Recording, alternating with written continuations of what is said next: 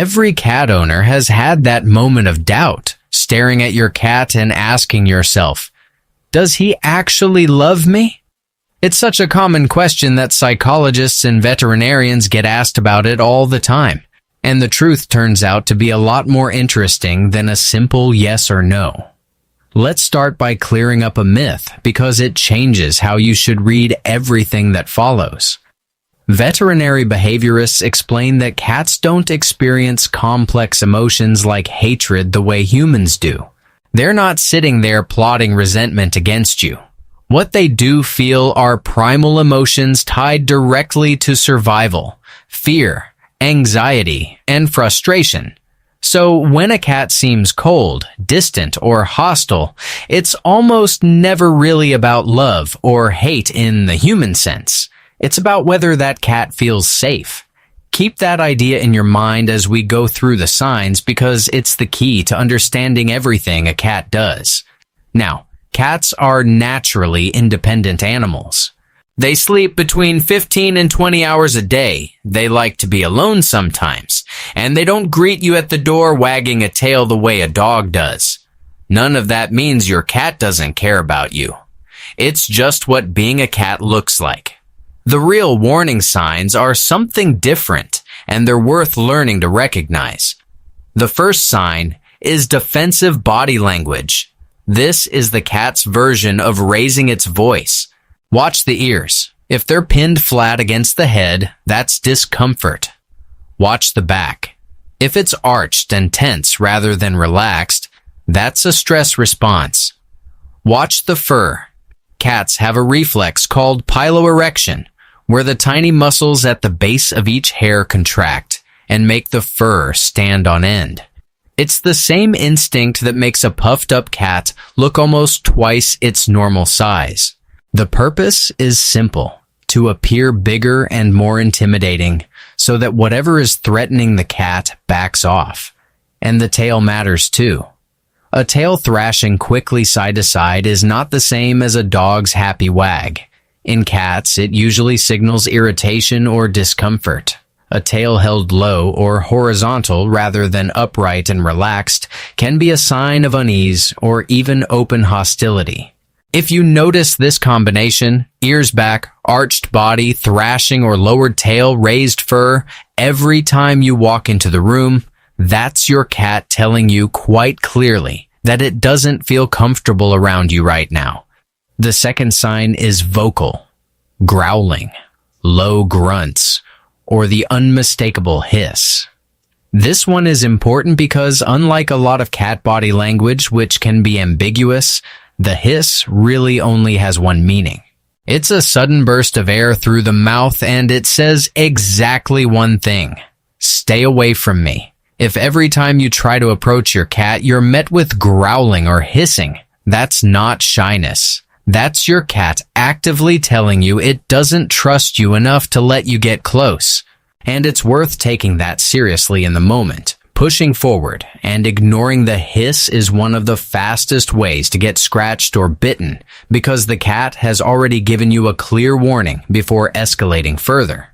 The third sign is attacking or biting without any obvious trigger. Now, a little nipping during play is completely normal. Kittens and even adult cats often play rough, and an accidental scratch or gentle bite during a game isn't a red flag by itself.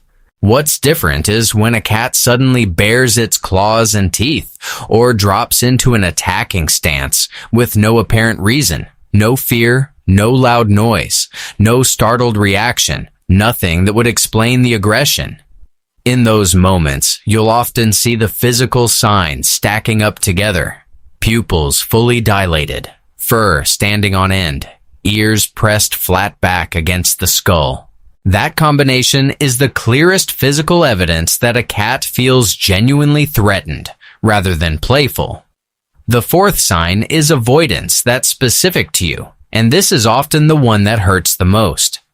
Independence is normal. What's not normal is when your cat is relaxed, affectionate, and social with literally everyone else in the household. sitting on other people's laps, greeting other family members, sleeping in open exposed places. But the second you're the one nearby, everything changes. It hides. It bolts out of the room.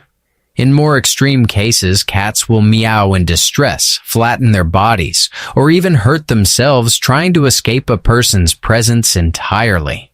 When a cat's behavior only shifts around one specific individual, that's rarely a coincidence. It usually points to something that happened in the past, an association with a stressful event, a rough handling experience, maybe even a single traumatic moment, rather than any lack of affection in general. The fifth sign is territorial marking in the wrong places, urinating or defecating on your belongings specifically rather than in the litter box. It's tempting to read this as revenge, like the cat is trying to punish you for something. But that's projecting a very human motive onto an animal that doesn't operate that way. What's actually happening is usually a territorial response or a sign of an underlying stress or behavioral issue. Sometimes it's connected to feeling threatened in a shared space and needing to reassert control over territory. Either way, it's a signal of distress, not spite. And here's the part of this video that matters more than any individual sign. Experts are consistent on this point. None of these behaviors mean your cat doesn't love you. What they actually mean is that your cat isn't feeling well either physically or emotionally. An animal acting this way isn't demonstrating a lack of affection. It's showing fear, pain, discomfort, or the lingering effect of a bad experience it hasn't been able to process or move past. Cats can't explain themselves with words, so behavior is the only language they have to communicate that something is wrong. So, what do you actually do about it? The encouraging news is that in the vast majority of cases, this relationship can be rebuilt. It just takes a different approach than you might use with a person, or even with a dog. Start with frequent low-pressure play sessions and let your cat set the boundaries. A wand toy, something that mimics prey movement, works especially well because it lets the cat engage on its own terms without physical contact being forced. Pair play with treats so the cat starts building a positive association with your presence rather than a stressful one. Consistency matters enormously to cats. They thrive on predictable routines, feeding times, play times, even the general rhythm of the household. A stable routine reduces baseline stress and helps a cat feel more secure overall, which makes it easier for trust to rebuild. Let the cat initiate contact instead of reaching for it yourself. This is probably the hardest habit to build, especially if you're used to a more dog-like relationship, but it makes a real difference. Sit near the cat without touching it. Let it approach when it's ready. Reward that approach calmly without overwhelming it. Pay close attention to body language throughout, and back off the moment you see tension building. Flattened ears, a stiffening body, a twitching tail.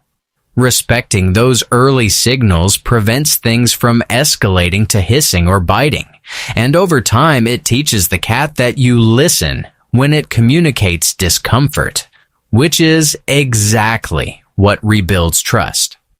If you're dealing with a recent move, a new pet, or any change to the environment, something as simple as leaving out an item that carries your scent, an old t-shirt, a blanket you've slept with, can help a cat feel more secure, because scent is one of the primary ways cats build a sense of safety around a space or a person. So the next time your cat seems distant, or hisses when you reach out, or avoids you specifically while being perfectly friendly with everyone else, try not to take it as rejection. He almost certainly doesn't hate you. He's communicating, in the only language he has, that something is making him feel unsafe. And learning to read that language, rather than dismissing it, is really the entire foundation of a good relationship with a cat. One last thing worth mentioning. Persistent aggression, extreme fearfulness, or repeated accidents outside the litter box can sometimes have a medical cause rather than a purely behavioral one. Pain, illness, or discomfort can absolutely change a cat's behavior overnight. So, before assuming it's purely about trust or stress, it's always worth ruling out a healthy issue with a veterinarian first. Once you know your cat is physically well, that's when the behavioral work can really start to pay off.